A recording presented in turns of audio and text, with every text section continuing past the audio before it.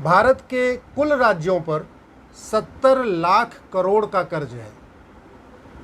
1 लाख करोड़ का कर्ज नहीं, 2 लाख करोड़ का कर्ज नहीं, 10 लाख करोड़ का कर्ज नहीं, 70 लाख करोड़।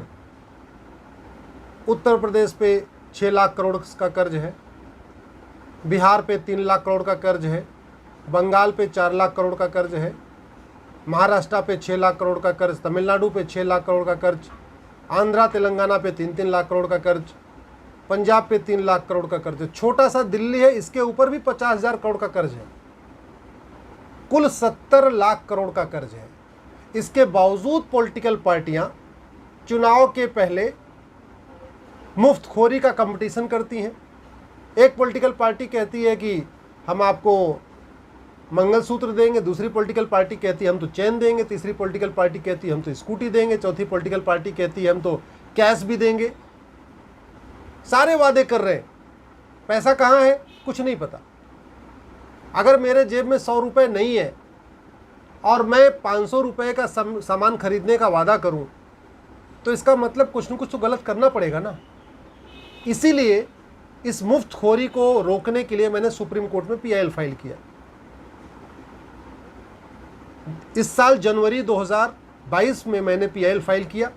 सुप्रीम कोर्ट ने इस मामले को बहुत गंभीर माना और गंभीर मानते हुए इलेक्शन कमीशन और सेंट्रल गवर्नमेंट को नोटिस जारी किया। 6 महीने बीत चुके हैं, बल्कि 7 महीने बीत गए। 25 जनवरी को सुप्रीम कोर्ट ने नोटिस जारी किया था। आज तक सेंट्रल गवर्नमेंट का जवाब नहीं आया। इलेक्शन कमीशन का जवाब आया, उसने अपना हाथ खड़े कर दिए। इलेक्शन कमीशन कह रहा है कि हम तो ये जो मुफ्तखोरी इसको रोक नहीं सकते, हमारे पास कानून बनाने का अधिकार नहीं है। सेंट्रल गवर्नमेंट का भी जवाब नहीं आया। आज ये मैटर सुप्रीम कोर्ट में लगा हुआ था। मैंने सुप्रीम कोर्ट से कहा कि इलेक्शन कमीशन झूठ बोल रहा है। इलेक्शन कमीशन के पास मुफ्तखोरी रोकने की पावर है। पॉलिटिकल पार्टियों को सिंबल इलेक्शन कमीशन देता है। तो ये सामान्य सी बात है कि जो व्यक्ति कुछ देता है उसके पास लेने की भी पावर होती है। इलेक्शन सिंबल पॉलिटिकल पार्टियां देती हैं, पॉलिटिकल पार्टियों को इलेक्शन सिंबल इलेक्शन कमीशन देता है, इसलिए वो सिंबल वापस ले सकता है। किस पॉलिटिकल पार्टी को स्टेट की मान्यता मिलेगी, किस पॉलिटिकल पार्टी को नेशनल पॉलिटिकल पार्टी की मान्यता मिलेगी, ये भी इलेक्शन कमीशन तय करता है। तो यानी जो पार्टियां मुफ्तखोरी को बढ़ा रही हैं उनकी जो मान्यता है वो भी इलेक्शन कमीशन रद्द कर सकता है। पॉलिटिकल पार्टियों के सिंबल को भी इलेक्शन कमीशन सीज कर सकता है। लोगों के चुनाव लड़ने पे बैन भी कर सकता है। ये पावर है उसके पास, लेकिन वो अपनी पावर यूज़ नहीं करना चाहता। दूसरी तरफ सेंट्रल गवर्नमेंट में कई बार ये बात होती है कि मुफ्तखोरी ठीक नहीं है, लेकिन कानून सेंट्रल गवर्नमेंट ने आज तक नहीं बनाया।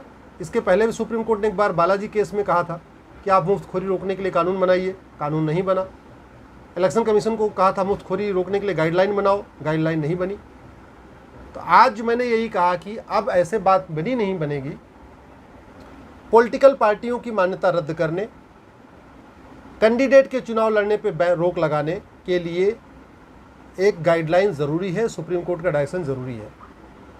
दूसरा, इंडियन पिनल कोड में ब्राइबरी का कानून है, ब्राइबरी की एक धारा है, लेकिन इसको ब्राइबरी माना नहीं जाता। अरे भैया, इससे बड़ी ब्राइबरी क्या होगी। मैं आपको कह रहा हूं कि मुझे आप वोट दोगे तो मैं आपको मंगलसूत्र दे दूंगा, आप मुझे वोट दोगे मैं आपको स्कूटी दूंगा, आप मुझे वोट दोगे मैं आपको फ्री पानी दूंगा, आप मुझे वोट दोगे मैं आपको फ्री की बिजली दूंगा। पॉलिटिकल पार्टी वादा करती है, ये पैसा कहाँ से लाता है? क्या पॉलिटिकल पार्टी अपने घर से पैसा लाती है? क्या कोई नेता अपने घर से पैसा लाता है या पॉलिटिकल पार्टी अपने चंदे में से ये काम करती है? पैसा किसका? टैक्स पेयर का। टैक्स पेयर से पूछा नहीं जाता। 5 करोड़ लोग टैक्स देते हैं, उनसे एक बार नहीं पूछा जाता कि आपने जो टैक्स दिया इसको हम कहाँ खर्च करें, कैसे खर्च करें, फ्री की रेवड़ी बांटें कि नहीं बांटें, फ्री का मंगलसूत्र दें कि नहीं दें, कोई नहीं पूछता। पैसा टैक्स पेयर का मालिक बन के बैठे हैं पॉलिटिकल पार्टियाँ, जो मन करते वादा कर देती हैं और ये भी नहीं देख रहे हैं कि देश की कंडीशन क्या है। 70 लाख करोड़ का कर्जा है। अगर हमने इसको नहीं रोका, यही बात मैंने सुप्रीम कोर्ट से कही आज कि अगर हमने मुफ्तखोरी को नहीं रोका, ये जो मुफ्त में रेवड़ी बांटी जा रही इसको नहीं रोका, भारत का हालत वही होगा जो श्रीलंका की आज हालत हो रखी है। श्रीलंका में भी मुफ्तखोरी पे लगाम नहीं लगाया गया। श्रीलंका में रेवड़ियाँ जो बांटी गई थी मुफ्त में, पॉलिटिकल पार्टियों ने बांटा, उसको नहीं रोका गया। आज श्रीलंका बेहाल है। 100 रुपये किलो चीनी मिल रही है, 100 रुपये का एक एक लड्डू मिल रहा है वहाँ पे। ये सिचुएशन आ गई, इतनी महंगाई हो गई, पूरी तरीके से बैंकरप्ट हो चुका है श्रीलंका, पूरी इकोनॉमी बर्बाद हो चुकी है। कोई श्रीलंका को उधार देने के लिए तैयार नहीं है। भारत भी जो उधार लेके रेवड़ी बांट रहा है, ये कब तक कौन उधार देगा? कब तक वर्ल्ड बैंक उधार देता रहेगा? कब तक अमेरिका उधार देता रहेगा? कब तक लोग बाहर से उधार देंगे? लोगों ने लंका को उधार देना बंद कर दिया, लंका कोलैप्स हो गया, बर्बाद हो गया लंका। यही हालत कुछ दिन भारत में होगी। भाई 70 लाख करोड़ का कर्जा है, चलो मान लो 10-20 लाख करोड़ और कर्जा मिल जाएगा। एक दिन तो ऐसा आएगा ना कि लोग उधार देना बंद कर देंगे, उधार देना बंद कर देंगे, पूरा हमारी इकोनॉमी कोलैप्स हो जाएगी। तो वही हालत होगी जो लंका की हुई है। इसलिए आज माननीय सुप्रीम कोर्ट से मैंने यही निवेदन किया, ये बहुत गंभीर मामला है और सुप्रीम कोर्ट ने भी कहा कि बहुत गंभीर मामला है। इलेक्शन कमीशन सुप्रीम कोर्ट ने पूछा, आप बताइए ये मामला, आप इसको सीरियस मामला मानते हैं? इलेक्शन कमीशन ने बोला हाँ मामला बहुत सीरियस है। फिर सुप्रीम कोर्ट ने बोला जब मामला सीरियस है तो आप इस पर कुछ करते क्यों नहीं, फिर अपने हाथ क्यों खड़े कर रहे? सेंट्रल गवर्नमेंट के एडवोकेट से पूछा, भाई ये मामला आप इसको सीरियस मानते हैं? सेंट्रल गवर्नमेंट के एडवोकेट ने भी बोला हाँ मामला बहुत सीरियस है। फिर सुप्रीम कोर्ट ने बोला अगर मामला सीरियस है, 6 महीने हो गए, नोटिस जारी किए, आप जवाब क्यों नहीं दाखिल कर रहे हो? मेरे मैटर के बाद कपिल सिब्बल साहब का मैटर था, कपिल सिब्बल साहब ये कोर्ट में बैठे हुए थे। चीफ जस्टिस ने सिब्बल साहब को उठाया, बोले हाँ भाई बताइए आप सिब्बल साहब, आप तो पार्लियामेंटेरियन है, ये मामला सीरियस है कि नहीं है? सिब्बल साहब बोले हाँ मामला बहुत सीरियस है। चीफ जस्टिस ने बोला अच्छा फिर आपकी क्या राय है? बोला जी फाइनेंस कमीशन की भी इसमें ओपिनियन होनी चाहिए। उन्होंने बोला फाइनेंस कमीशन भी इसको कुछ कर सकता है। तो अब 1 सप्ताह बाद दोबारा सुनवाई होगी और इलेक्शन कमीशन को फिर से आके बताना है कि वो क्या क्या स्टेप्स लेने वाले हैं इस मुफ्तखोरी को रोकने के लिए। सेंट्रल गवर्नमेंट को बताना है कि वो क्या क्या इस पर कानून बनाने वाले हैं मुफ्तखोरी को रोकने के लिए। अभी हमने ये भी मांग किया कि इसको लॉ कमीशन की भी ओपिनियन ले लिया जाए। तो election commission, finance commission, law commission, NITI Aayog, कानून मंत्रालय, वित्त मंत्रालय, सबकी ओपिनियन के बाद एक इस पर ढांचा आएगा। नहीं आया तो पंजाब में जो काम आम आदमी पार्टी ने किया, आपको पता है पंजाब के ऊपर 3 लाख करोड़ से ज़्यादा का कर्जा है। टोटल पंजाब की पॉपुलेशन 3 करोड़ के आसपास है और 3 लाख करोड़ का कर्जा है। इसका मतलब पंजाब में रहने वाले जितने भी छोटा जो बच्चा है उसके ऊपर भी 1 लाख का कर्जा है। दिल्ली की पॉपुलेशन 2 करोड़ है, 50,000 करोड़ का कर्जा है। अब खुद ही आप कल्पना कर लीजिए, कोई ऐसा दिल्ली का छोटा बच्चा भी नहीं जिसके ऊपर कर्जा नहीं। यूपी की पॉपुलेशन 25 करोड़ है, 6 लाख करोड़ का कर्जा है। मध्य प्रदेश के ऊपर भी कर्जा। ऐसा भारत में कोई स्टेट नहीं जिसके ऊपर 10,000, 20,000, 50,000 करोड़ का कर्जा नहीं है। ज़्यादातर राज्यों पे तो भाई हमारे देश में आप समझो ना 70 लाख करोड़ का कर्जा है। चाहे वो बिहार हो या बंगाल हो या यूपी हो या बिहार, आपका झारखंड हो, छत्तीसगढ़ हो, सारे राज्यों पे कर्जा है। लेकिन पॉलिटिकल पार्टियां ये जनता को बता ही नहीं रही हैं। वो मुफ्त की रेवड़ी बांट रही हैं लेकिन ये नहीं बता रही हैं ये रेवड़ी जो हम आपको खिला रहे हैं ये हम उधार लेके खिला रहे हैं। भाई उधार लेके घी पीने से अच्छा, उधार लेके अच्छे कपड़े पहनने से अच्छा है भैया उधार मत लो, जितनी अपनी चादर उतना पैर फैलाओ।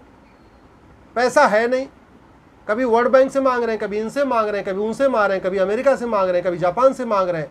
सड़क बनाने के लिए, मेट्रो बनाने के लिए, ट्रेन बनाने के लिए, प्लेन बनाने के लिए, एयरपोर्ट बनाने के लिए, सब चीज़ के लिए बाहर से पैसा ले रहे हैं और यहाँ पे मुफ्तखोरी को बढ़ा भी रहे। चुनाव जीतना है, चुनाव जीत के क्या करना, भ्रष्टाचार करना।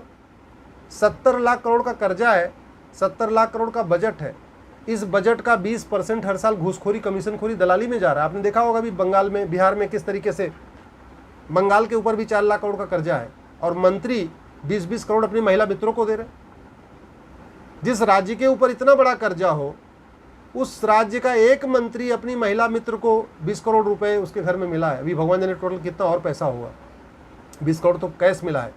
अभी पता नहीं कितनी पेट्रोल पंप होगी, कितनी और उनके फैक्ट्रियाँ होंगी और क्या क्या उनके पास और प्रॉपर्टी में लगा होगा। हो सकता है कोई शॉपिंग मॉल भी हो सकता है प्लॉटें भी हो सकता है फ्लैट भी हो, भगवान जाने और क्या क्या होगा, वो तो जांच में पता चलेगा। तो इस देश के नेता, जो देश खुद बदहाल है, जो देश खुद इस समय फटेहाल है, जो देश खुद कर्ज में डूबा हुआ है, सारे राज्य कर्ज में डूबे हुए हैं, लेकिन नेता सत्ता की खातिर लगातार मुफ्तखोरी बढ़ा रहे हैं। और सत्ता क्यों चाहिए? सेवा करने के लिए नहीं चाहिए, सत्ता चाहिए और लूटने के लिए। और ज़्यादा जो है, जो कर्ज लेके आ रहे हैं उसको भी और लूट कर अपने घर में रखने के लिए। सत्येंद्र जैन का आपने देखा दिल्ली में, ईमानदार, कट्टर ईमानदार, अभी तक जेल में बंद हैं, हवालात में चल रहे हैं, हवाला का धंधा करते थे, कट्टर ईमानदार थे, हवाला का धंधा कर रहे थे।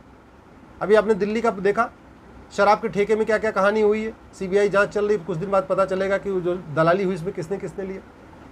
तो जो कट्टर ईमानदार बता रहे वो भी लूट रहे, जो सेकुलर बता रहे वो भी लूट रहे, जो अपने आप को समाजवादी कह रहे वो भी लूट रहे। सत्ता मिल जाए बस, उसके बाद देश जाए बर्बाद में। इसलिए मेरा ये मानना है, इस मुफ्तखोरी को बढ़ाने के लिए हम और आप जो कर सकते हैं, जैसे मैं सुप्रीम कोर्ट जा सकता था, मैं सुप्रीम कोर्ट आ गया, आप कम से कम इतना तो करिए, इस वीडियो को अधिक से अधिक शेयर करिए, ज़्यादा से ज़्यादा लोगों को टैग करके ट्वीट करिए, अपने सांसद और विधायक से पूछिए कि आपके